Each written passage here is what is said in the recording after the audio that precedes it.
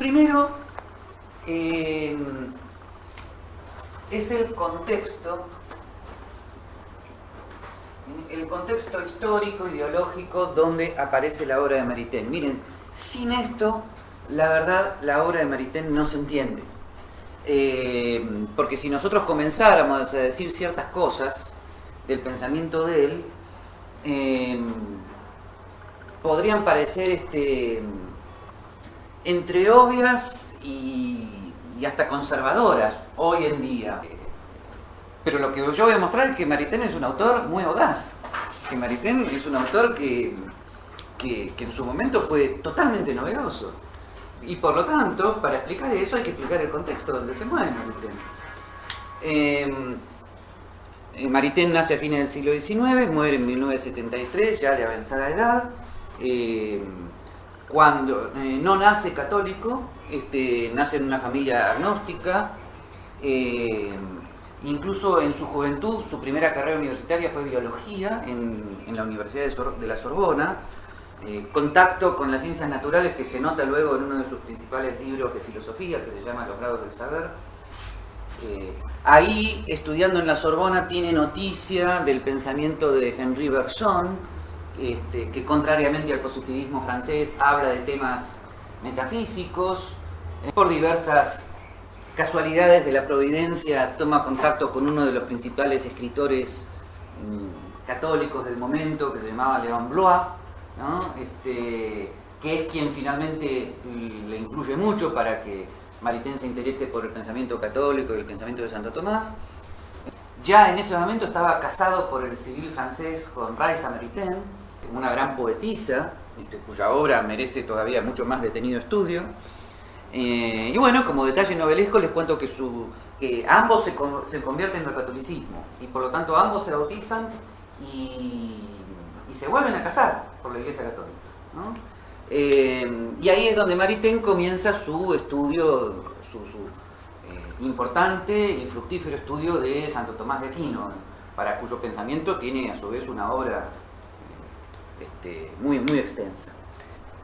Pero gran parte del pensamiento católico político europeo, esto no es una categoría conceptual, es una categoría histórica. Gran parte de los católicos que en ese momento estaban haciendo política en Europa, tanto en España como en Francia, como en Alemania, están asistiendo a lo que ellos son testigos como la degeneración total y completa de la democracia.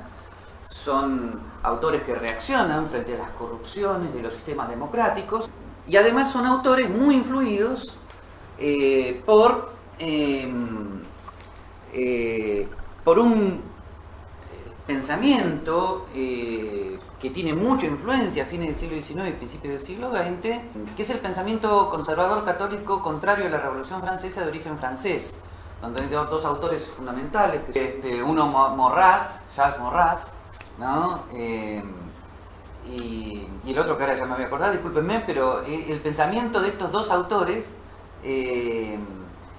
no solamente son totalmente contrarios a la Revolución Francesa, sino que son totalmente contrarios a la idea de libertades individuales. Este es un punto importante para no confundir este pensamiento conservador, contrarrevolucionario, con el pensamiento inglés que viene de Edmund Burke, que también era contrario a la Revolución Francesa, pero tenían todas las libertades individuales inglesas, que eran producto del common law británico, ¿no? Entonces hay una gran diferencia entre el conservadurismo francés, contrario a la Revolución Francesa, y el conservadurismo inglés. El conservadurismo inglés se oponía a la Revolución Francesa, pero heredaba la evolución de las libertades individuales del common law británico, ¿no? En cambio, el conservadurismo francés opinaba que lo que debían hacer los católicos era volver a la monarquía católica tipo Luis XIV, ¿no? Contraria a la Revolución Francesa y por supuesto contraria a, comillas, los derechos del hombre y del ciudadano, que para ellos eran la madre de todas las degeneraciones. Bien, este movimiento, esta forma de pensar, se consolida en un grupo del pensamiento francés que se llama la Acción Francesa, que es un movimiento tanto práctico como ideológico, que tiene un periódico. Maritain toma contacto con ellos. Maritain al principio parece pensar como ellos, hasta que la Acción Francesa que es un grupo, para que vean qué actualidad tiene esto, que es un grupo del cual derivan finalmente los que actualmente siguen a Monseñor Lefebvre, hasta que en la Acción Francesa, en 1929, tiene un enfrentamiento con Pío XI, ¿no? Y Pío XI escribe un documento en 1929 donde condena al movimiento de la Acción Francesa, porque la Acción Francesa estaría opinando que la única manera de ser católica, el único sistema político católico posible era una monarquía católica tradicional, y condenaban como herético a todos los católicos que eran partidarios de una democracia política, ¿no? Y Pío XI advierte el clericalismo de este pensamiento y condena al movimiento. Hasta hoy hasta hoy, pero cuando digo hoy, es hoy, hasta hoy los partidarios de este movimiento siguen diciendo que la condena fue disciplinar, que no fue doctrinal, ¿ok? Que luego Pío XII levantó la condena, sí, es verdad. O sea, pero hay que ver cómo se interpreta la condenación de Pío XI en su momento, ¿no? El asunto es que esta llamémosle advertencia de Pío XI, en un documento escrito no en latín sino en francés, nosotros hemos leído que, así comienza el documento, produce un impacto en el joven Jacques Maritain, que no de casualidad en ese momento escribe su primer libro político, que se llama Primacía de lo Espiritual. Entonces, hay que entender que Jacques Maritain, al principio, integra este movimiento católico conservador de la Acción Francesa, totalmente contrario a cualquier cosa que sea parecida a democracia y menos aún libertades individuales. ¿Está? Y Maritain sale de este movimiento. O sea, Maritain lo que hace es de alguna manera evolucionar o reaccionar contra este movimiento. O sea, hay que entender esto para entender cómo Maritain transforma su propio pensamiento. Y a partir de este cambio que se produce en 1929, que vamos a elaborar algunas hipótesis, es donde él comienza a concebir lo que él llamaba la nueva cristiandad. ¿Por qué? Porque el movimiento de la Acción Francesa, que es un movimiento de pensamiento muy clerical, como les dije, opinaba que había una sola manera de ser católico, una sola manera ortodoxa de ser católico en materia política, que era volver a la cristiandad medieval, pero con una monarquía católica, ¿no? Y que, por supuesto, no constitucional, no constitucional, porque constitucional ya se interpretaba como liberal, ¿está? Esto para este movimiento de la Acción Francesa es la cristiandad. Y entonces Maritain comienza a concebir en su mente lo que se podría llamar la nueva cristiandad. Cristiandad medieval, y Maritain, tratando de dar una respuesta a sus ex amigos de algún modo, va a comenzar a hablar de una nueva cristiandad. Una nueva cristiandad que se podrán imaginar se va a consolidar en lo que él después va a llamar la democracia cristiana. ¿Está? Cuando él dice nueva cristiandad, lo que está diciendo es que no está rechazando los ideales de la cristiandad, sino que está como adaptándolos. Entonces, ese es el segundo punto. Sobre este tema del contexto, guarden todas las preguntas que sean necesarias, porque vuelvo a decir, este primer punto es indispensable, ¿no? O sea, ¿en qué primer movimiento se formó Maritain? ¿Contra qué reacciona?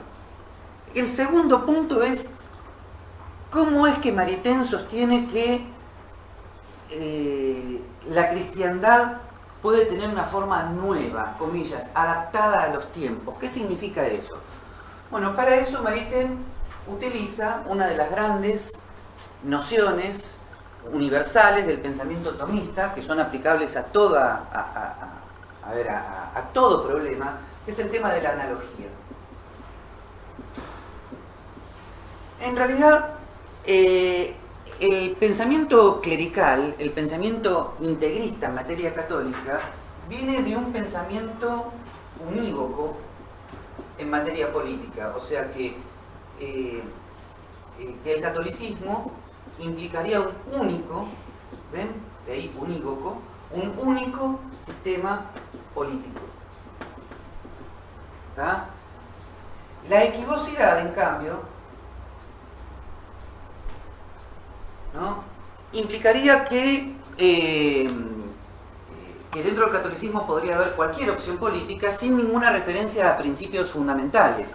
La equivocidad sería lo contrario de la univocidad. La equivocidad sería como la multiplicidad absoluta sin referencia a ningún tipo de principio unificador. Por lo tanto, a ver si lo estoy explicando bien, la analogía implica la superación tanto del pensamiento unívoco en materia política, o sea, suponer que del catolicismo se desprende un único sistema político, como de la equivocidad, o sea, como una especie de cualquier cosa. Efectivamente, dice Maritain, hay principios que son permanentes. Y luego hay circunstancias históricas, concretas. Cuando ustedes plantean este asunto así, principios permanentes y circunstancias históricas concretas, cuando ustedes hacen la definición de los principios permanentes, ahí estarían como en el ámbito de lo unívoco, y acá estarían en el ámbito de lo equívoco. Bien, la analogía surge por la aplicación prudencial de los principios permanentes a las circunstancias históricas. O sea, la analogía se llama analogía porque es en parte igual, en parte diferente. Esto cualquiera que haya estudiado el pensamiento de Santo Tomás lo sabe. En parte igual porque los principios permanentes son los mismos. En parte diferente porque las circunstancias históricas siempre son cambiantes. Por lo tanto, dice Maritain, el pensamiento político del católico nunca puede ser único, sino que siempre es análogo. Con esto supera la dicotomía entre cristiandad o no cristiandad. O sea, Maritain les explica a sus ex amigos que la cristiandad no tiene una sola forma, que puede tener varias formas históricas diferentes, cambiantes, según sea la aplicación de ciertos principios permanentes a circunstancias históricas que han cambiado. De ahí que él pueda hablar de una nueva cristiandad que va a recoger de la cristiandad anterior los principios permanentes, pero los va a aplicar de manera diferente, y aquí entra todo el tema de la prudencia política. Ustedes me dirán, ¿cuáles son esos principios permanentes? Que es una pregunta importante, no hay que dejar de tener en cuenta. Esos principios permanentes son dos. La primacía del bien común. Por supuesto, si estuviera dando esta charla que ya me pasó frente a una playa de libertarios, inmediatamente tendría que decirles, cálmense, ya vamos a explicar esto del bien común, no se preocupen, no es comunismo, por favor, ¿no? Que siempre, ¿no? Bueno, y el otro principio es esto es más oscuro al principio, ¿no? Es el carácter peregrinatorio de la vida temporal. Este segundo principio es algo importantísimo porque Maritain lo saca directamente de una consecuencia política inmediata del cristianismo, que justamente es un principio permanente. Se puede aplicar de maneras diferentes, pero es un principio permanente, a saber, que la vida humana no termina, como suponía Aristóteles, en el bien común temporal. Lo más alto de la vida humana no es el bien común temporal, el bien de la civis, ¿no? El bien de la ciudad, el bien de la polis. Ahí no termina, sino que a lo sumo el bien de la polis es un medio para la vida eterna. Lo cual implica distinguir entre la vida temporal y la vida eterna. Y esa distinción implica distinguir entre lo natural y lo sobrenatural. Y eso implica distinguir entre la revelación, por un lado, y los diversos sistemas políticos que puede haber por el otro. Y eso implica distinguir, esto es muy importante, entre el poder de la Iglesia y el poder civil. Bueno, entonces, este carácter peregrinatorio de la vida temporal tiene una importancia fundamental. Ya vamos a ver por qué, ¿no? En cuanto a esta distinción entre lo eclesial y lo temporal. Bien, la primacía del bien común, por ahora no vamos a hacer mayores aclaraciones.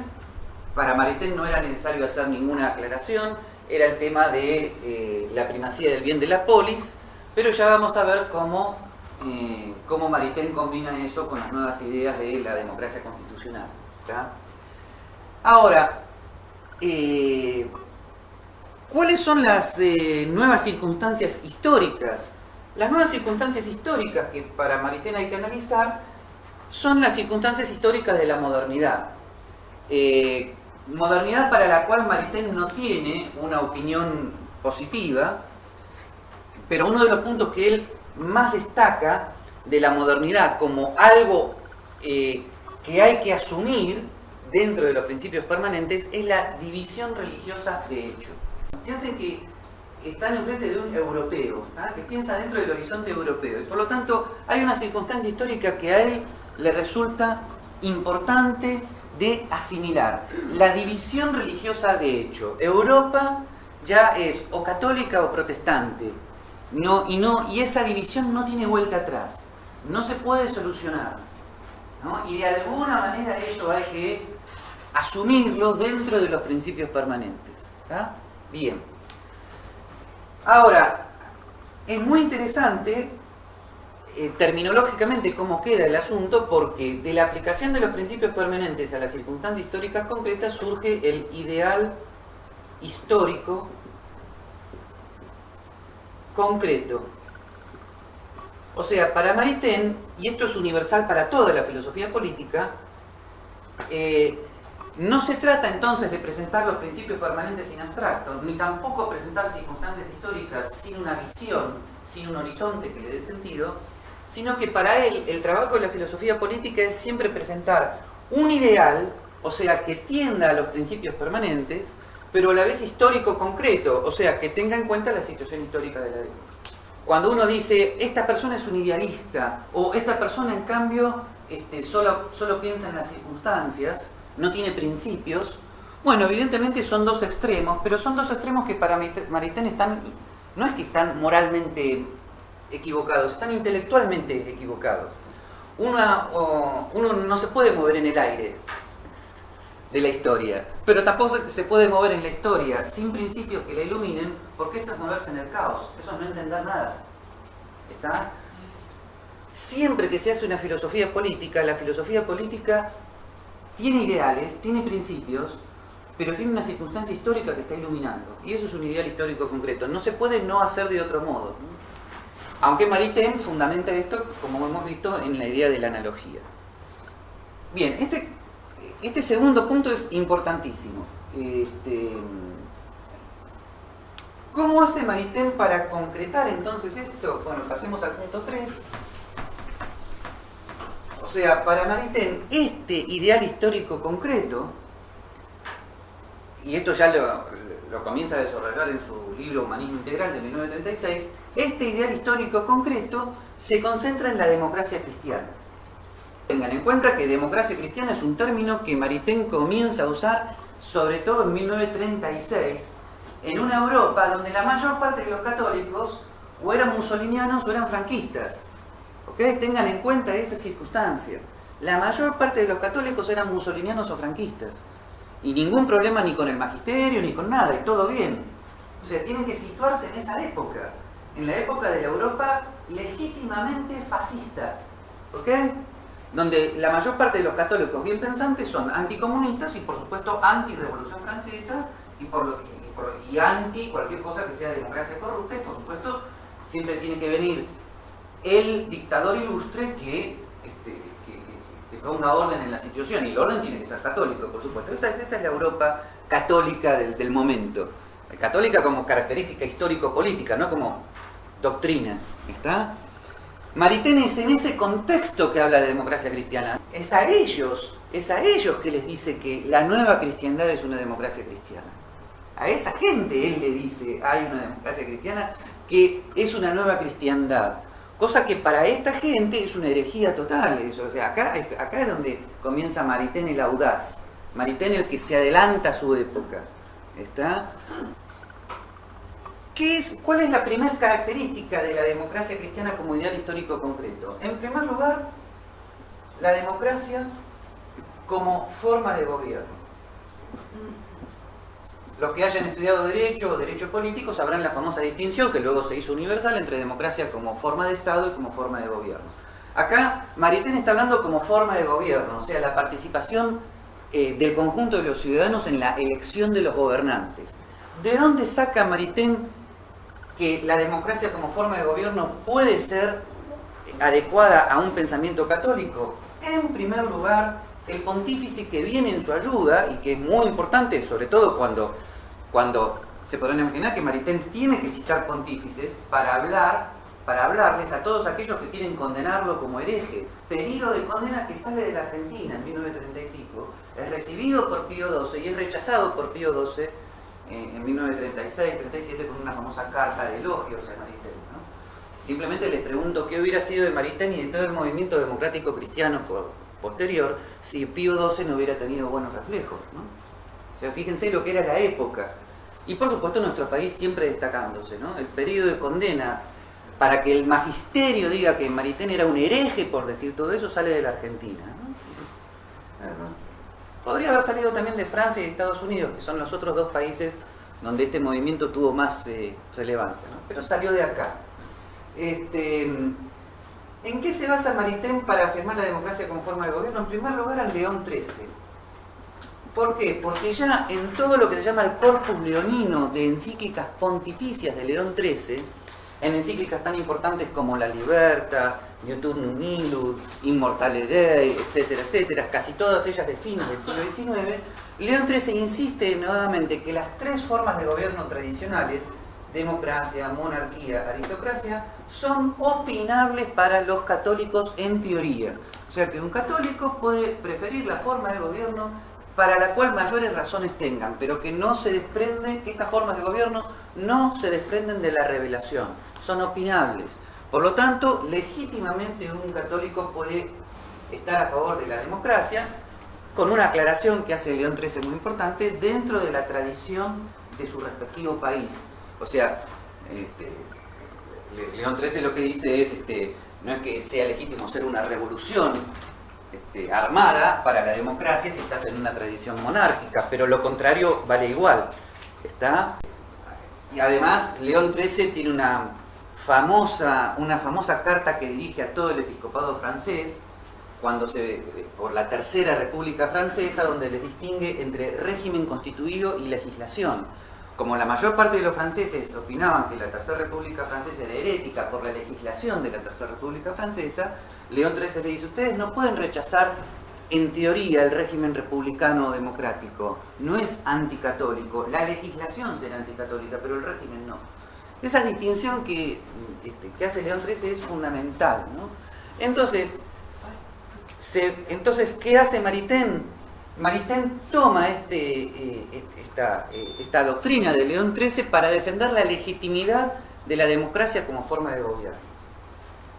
En segundo lugar, algo muy novedoso para la época, muy audaz, es el tema de los fundamentos escolásticos de la democracia. Acá Maritain, vuelvo a decir de manera muy audaz, cita sobre todo a Francisco Suárez y al cardenal Bellarmino, afirmando la famosa teoría de la traslación, o sea que Dios ha dado el poder al pueblo y el pueblo al gobernante, ¿no? Bien, les cuento que acá Maritain se pone en una tensión muy interesante porque al parecer, esto lo dejamos para después, al parecer había un párrafo de León XIII condenando aparentemente la doctrina de la traslación del poder de Dios al pueblo y del pueblo al gobernante. Maritain hace silencio sobre el asunto y afirma directamente los fundamentos escolásticos. Mayor motivo para el cual, fíjense cómo son las internas lamentables dentro de nuestra iglesia, mayor motivo para que los tomistas franquistas y totalmente antijesuitas y antiescolásticos del momento pidan la condena por herejía, porque ellos consideraban que esta forma de gobierno propugnada por Francisco Suárez y Bellarmino era herética, porque León XIII la había rechazado. El rechazo que hace Pío XII al pedido de condena es interesante porque hay un texto famoso de 1952 donde Pío XII afirma la teoría escolástica del poder político como una... la afirma con elogio, no afirmándola como dogma, sino como diciendo una prestigiosa teoría que pensadores católicos han afirmado. O sea, fíjense, ¿no? Otra vez Maritain afirma la teoría escolástica de origen del poder político y se salva por el filo de una aguja de la providencia, de la condena, porque Pío XII tenía mayor influencia del pensamiento escolástico que su predecesor León XIII, que nunca se sabrá qué quiso decir, les cuento. Después les voy a, si quieren les leo el párrafo y ustedes llegarán a sus propias conclusiones.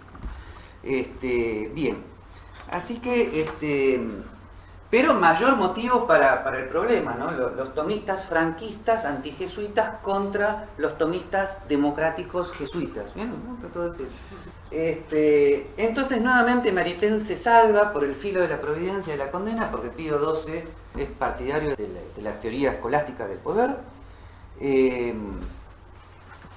Bien, y en cierta medida, este pensamiento que Maritain conocía, yo creo que jugó un papel preponderante en el giro que él tiene en su pensamiento, porque cuando ustedes leen en 1929 Primacía de lo Espiritual, en el mismo año donde la acción francesa es condenada, acá en este texto se afirma de una manera todavía muy tradicional la distinción entre el poder civil y eclesial, la teoría de las dos espadas del Papa Gelasio. O sea, hay como semillas de todo esto que Maritain va a decir después. O sea, se ve que Maritain ya conocía estos pensadores y eso lo protegen de seguir pensando como pensaba la acción francesa y implican ese giro, ¿no?